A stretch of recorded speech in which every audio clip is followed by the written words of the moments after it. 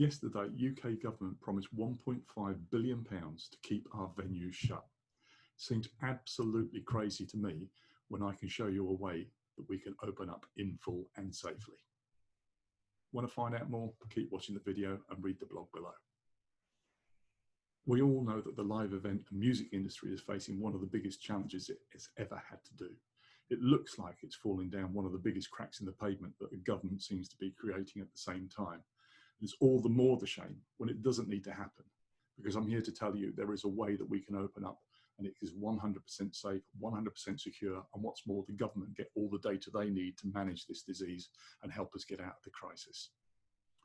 So the facts as I see them are, we've got Let the Music Play running, we've got the government doing their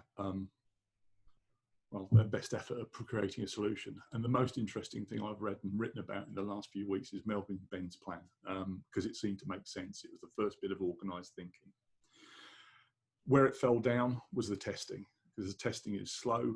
It takes too much time to get from the point of test to the result and back again, and you only have a 3-day window. So what that means, the science of this is that once you take the test, do the swab, from that point in time, if you're negative, whenever that result comes back, you have a 3-day period.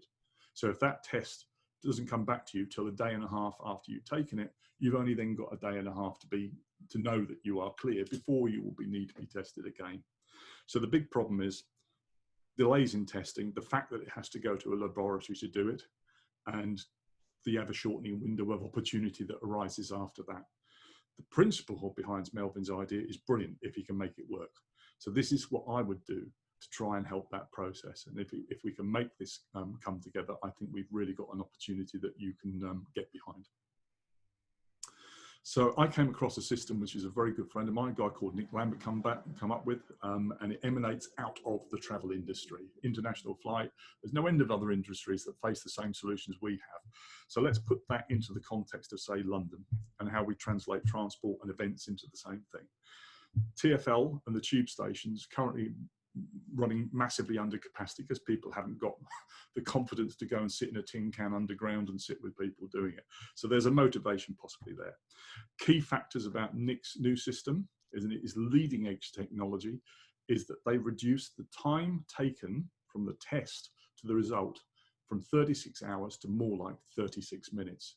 There is no need for laboratories. There is no need for complex testing to be done in laboratories by skilled staff.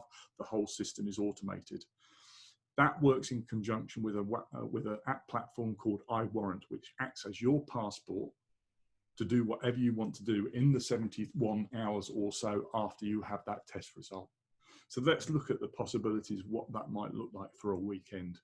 If Melvin's running Latitude or Reading, or there's Barry Marshall's doing something in the O2, the Emirates is open for football, Carrow Road, where I live, playing in whatever league they are. You do your test on a Friday afternoon at a local shop or a local national rail hubs or the tube station or wherever you can set up this testing. 45 minutes later, you have your passport for the free weekend. And on the Friday, you can go to the pub. On the Saturday afternoon, you can go to the football. On the Saturday night, you can get on a train from Norwich and go down to the O2 and watch Pink playing or whoever you want to see at the O2 before having an Indian meal and returning on the Sunday to maybe go and have a family dinner in a restaurant somewhere, knowing full well that you are clear from the possibility of infecting anybody else for those 72 hours. And that is the fact of what this technology can do. So I think Melvin's formative plan is absolutely brilliant and is something we should get behind.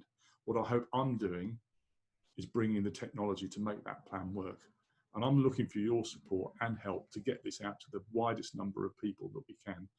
Melvin's original plan called for connectivity with the government and government support in getting this through. I think to spend 1.5 billion on keeping things shut is one way to do it.